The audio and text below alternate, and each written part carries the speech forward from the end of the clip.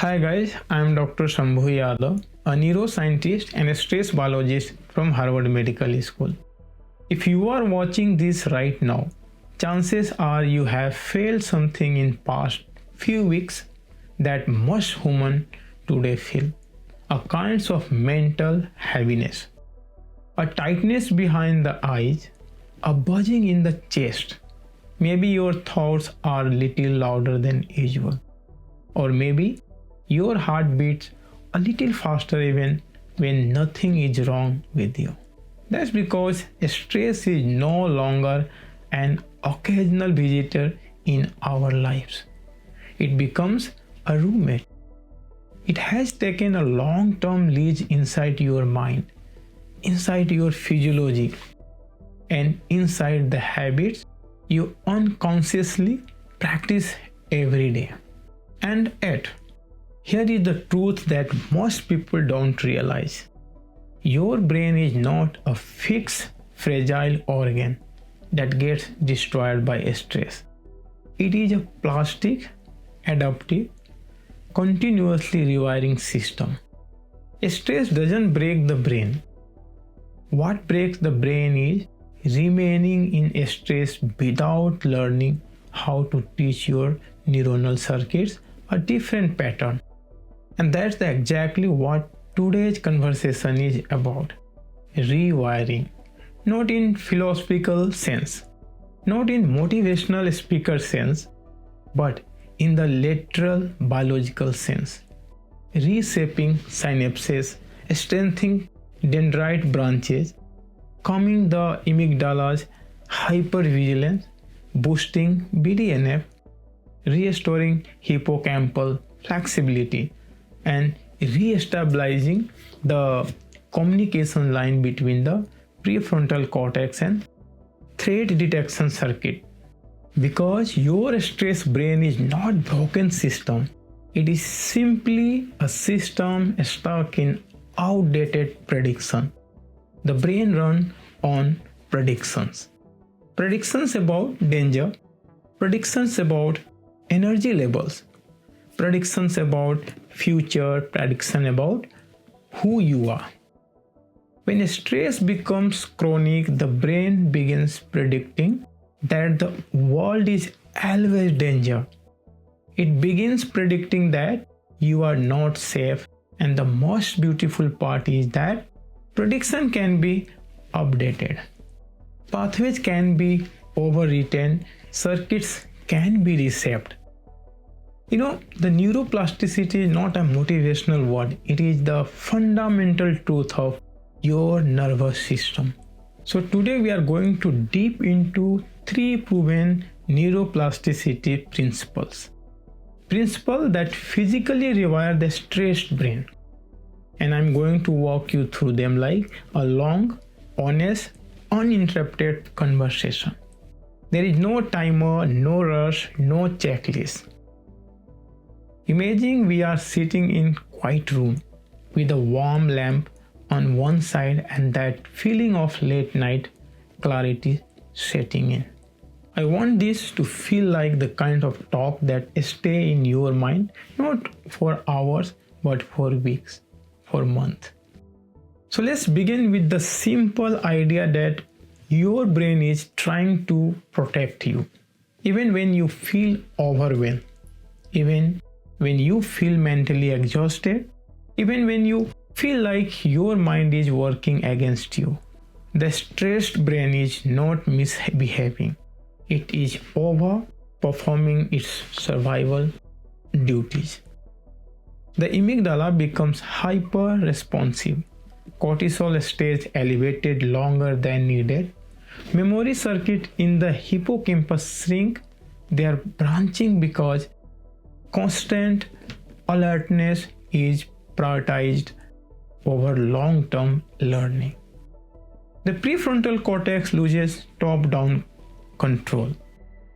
Attention becomes fragmented, emotional regulation becomes fragile, but none of this is permanent.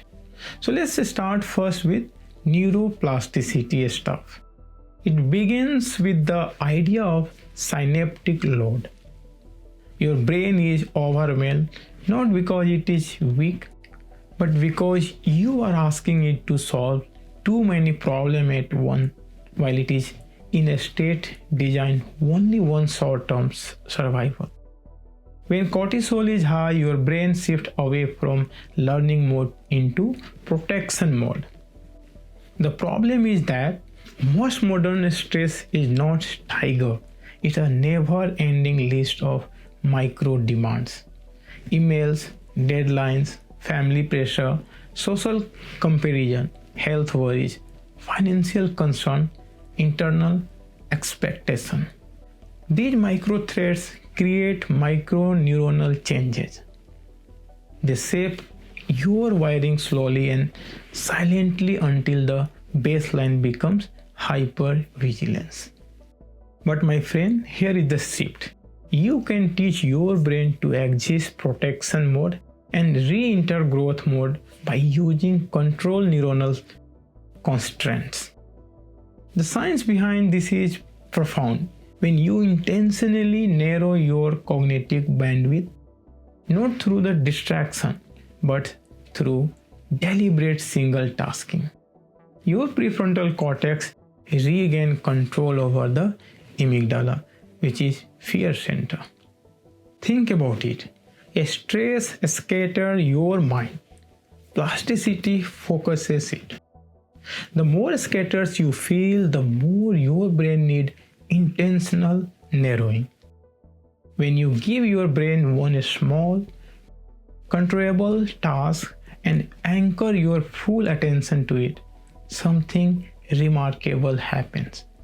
The neuronal networks that were firing chaotically begin to synchronize again. Prefrontal circuits strengthen. Emotional regulation circuits stabilize. Cortisol begins to drop and your brain starts predicting safety instead of threat. Now imagine you wake up and your mind immediately races with 20 things. If instead of reacting, you choose one tiny task, something as simple as making your bed slowly or washing your face consciously or writing one line in your journal, you force your prefrontal cortex to re-engage. This is not productivity advice, this is neurobiology. The prefrontal cortex needs a small win to restore this inhibitory control over limbic circuit. Once this happens, neuroplasticity becomes possible. A stressed mind cannot rewire, a stabilized mind can. And stability begins with reducing the cognitive load your brain is predicting. Now I want to take you into the deeper mechanics of this. When you perform a small controlled action with focused attention, your brain releases a cocktail of neuromodulators. Those are acetylcholine, dopamine, and slight drop in norepinephrine that together create what we call a plasticity window. A plasticity window is a temporary state in which your brain is more likely to form new connections or weaken the older one. Think of it as the soil becomes softer before planting seed. You can't plant seed in concrete. Chronic stress turns your neuronal soil into concrete. Focused micro actions soften it again. But focused micro actions soften it again. And that's why the mindfulness, slow breathing, journaling, or even slow walking can dramatically, not because these activities are magical, but because they induce acetylcholine driven attentional stability. And once attention stabilizes, the brain begins updating its prediction. Once prediction changes, your wiring changes. And once wiring changes, everything else follows. Emotion, habit, choices, reaction, identity. So the first hack is not a breathing trick or a meditation tree. It is the principle of controlled cognitive narrowing to reopen plasticity window. Now let's drift into second neuroplasticity principle. This one is about the body to brain pathway. When I say the brain rewires, most people imagine it happening only through thinking or reflecting or mentally predicting. But my friend, some of the most powerful neuroplastic changes happen through non-cognitive pathway, particularly the movement. Every time you move intensely, your cerebellum, your motor cortex, or your basal ganglia, vagus nerve, heart, and even your gut sends enormous amount of data back into your brain. Movement is not just a physical action, it is a neurological update. And my friend, here is the part people don't realize. Movement reorganizes emotional circuit faster than thinking does. When you walk, especially at the medium pace, the rhythmic contraction of your muscle sends signal through the vagus nerve, which is somewhere here, and a spinal cord that reduces amygdala activity. Scientists once believed the emotion was primarily a brain phenomenon. Now we know it is a bidirectional loop. And one of the clearest messages your body sends through the movement. If you have ever noticed that idea suddenly become clearer during a walk, or that your stress reduces after pacing around your room, it's not because you're cleared your head. It's because the movement creates a synchrony between the neuronal oscillation in multiple brain regions. Now let's talk about another beautiful part of our brain, that is the hippocampus, the region responsible for memory formation and stress buffering. And this is especially sensitive to the movement. Even the small bout of the movement increase BDNF, the brain fertilizer. BDNF makes dendrite grow stronger and more complex. It helps synapses become more efficient. It increases the likelihood that new information will be encoded instead of forgotten. And most importantly, it counteracts the damaging effect of chronic cortisol. High cortisol shrinks these dendrite branches and the BDNF expand it. And that's why the movement is the medicine. You are not just burning calories, you are rebuilding the physical structure of your emotional brain. Let me give you a mental picture. Imagine your stressed brain as a dense forest with tangled vines, blocked pathway, and fallen branches everywhere. Movement is like a biological gardener. Each step you take, clear one branch, open one pathway, strengthen one trail. If you move daily, the brain becomes a navigable landscape again. Thoughts flow, emotions settle, decisions become clear, the fog lifts. So the movement is reset your autonomic nervous system. When you sit still in stress, your sympathetic nervous system keeps firing. But when you move, your heart rate variability improves, your vagus nerve engages, and your body transitions into a state where learning and adaptations are possible again. Your brain rewires best when your body feels safe, and your body feels safe when it's moving rhythmically. Now let's dive deeper, because this is where the science becomes even more fascinating. The cerebellum, the structure at the back of your brain, traditionally known for coordination, and this is now understood to be critically involved in emotional processing. When you move, the cerebellum activates the pattern that stabilizes emotional outputs. In simple terms, movement smooths emotional turbulence the same way in smooth physical movement. A still body is a chaotic mind, and that is like a car engine left running without driving. It overheated, but when you drive the car, when you move, the engine distribute heat, regulate itself and perform better. The mind works the same way. Now let's transition into the third neuroplasticity principle. And this is the deepest, the most powerful, the most misunderstood, predicting emotional updating through meaning. If the first principles rewire through attention and second rewire through moment, the third rewire through interpretation.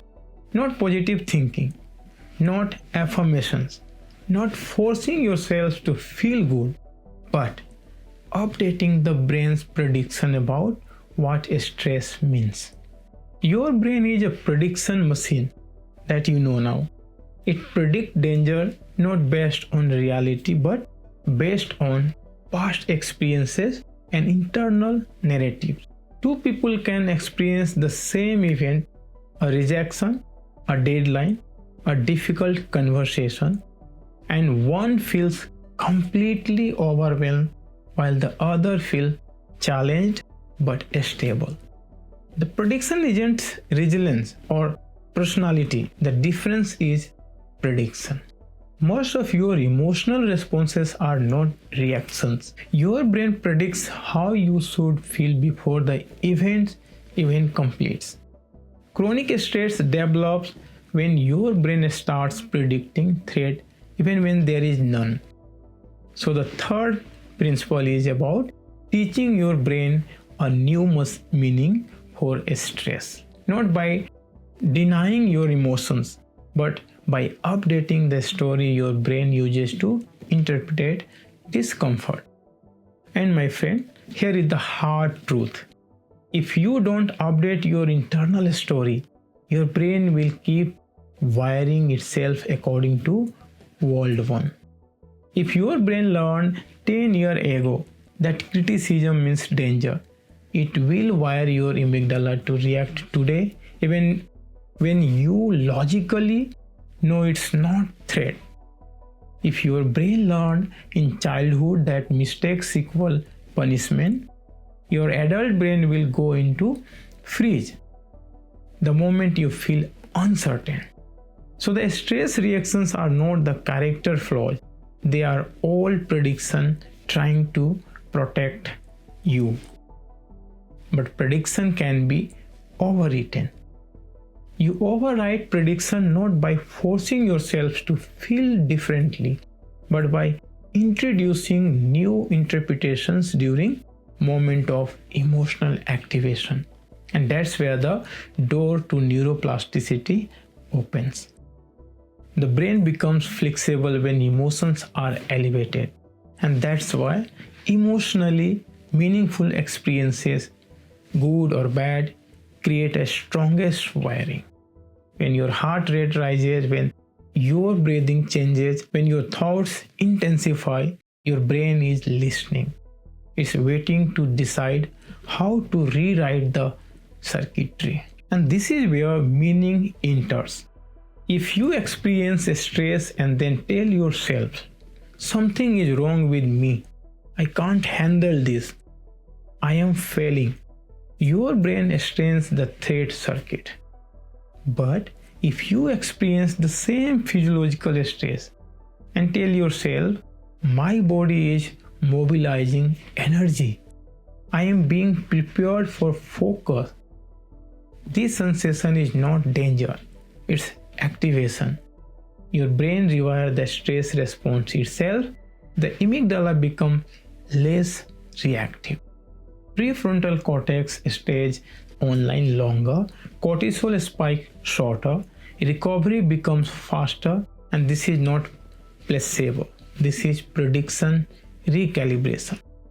And the most groundbreaking study in stress biology today show that people who reinterpreted stress during the moment it happened have lower inflammation, better cardiovascular outcome, a stronger emotional resilience, and more flexible neurocircuitry. They don't eliminate stress, they reassign meaning to it.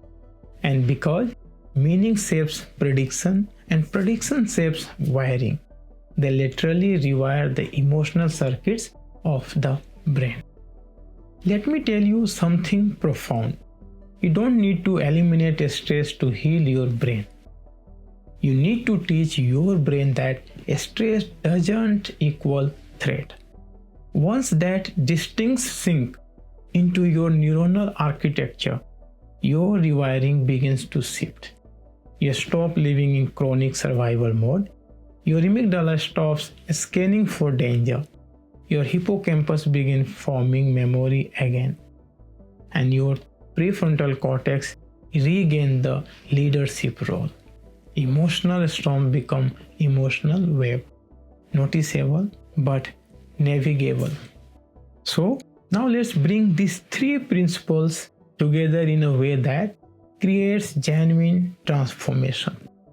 Rewiring the stress brain is not about doing technique. It is about repeatedly immersing your brain in a state that encourages new wiring. Control focus open the door, movement stabilize the system, meaning locks in the new pattern, and this is the neurobiological trifecta for rewiring. Imagine you start your morning with a single simple action done with full attention. You anchor your mind, you signal safety, your brain open plasticity windows. The later, you incorporate a short bout of movement, not for fitness, for neuronal synchronization. The fog dissolves, the emotional circuit settles, and throughout your day, when stress rises, you reinterpret the sensation not as danger, but as activation. You update the stress prediction. Do you see what is happening? You are not doing hacks. You are altering the brain operating system. You are training your neuronal circuits to become calmer, clear, more focused, more adaptive. And this is not positive thinking. This is lateral biological wiring. Now I want you to imagine your brain 1 year from now if you consistently practice these principles. Picture yourself waking up with a mind that feels spacious instead of tight. Picture your emotions rises without overwhelming you. Picture your thoughts flowing instead of looping. Picture a version of you that responds instead of reacts. Picture your brain as a resilient, regulated system instead of a battlefield. This is not a fancy. This is what happening when neuroplasticity is engaged deliberately. So my friend, let me end with something personal and honest. As neuroscientists, we often talk about the brain as if it is a machine. But the brain is not a cold, mechanical organ. It is intimately tied to your identity, your memory, your hope, your fear, your story. When you rewire your brain, you are not just creating new pathways. You are creating a new version of yourself. A version that is not controlled by stress. A version that is not defined by survival mode. A version that emerges from intentional shaping rather than unconscious habits. And the most empowering part is that it doesn't require enormous discipline, motivation, or perfection. It requires repetition. The brain doesn't learn by intensity, it learns by frequency. A small focus action, small moments, small meaning shifts done consistently, and these are forces that rewire the stress brain into resilience one. Thanks for watching and see you in the next episode.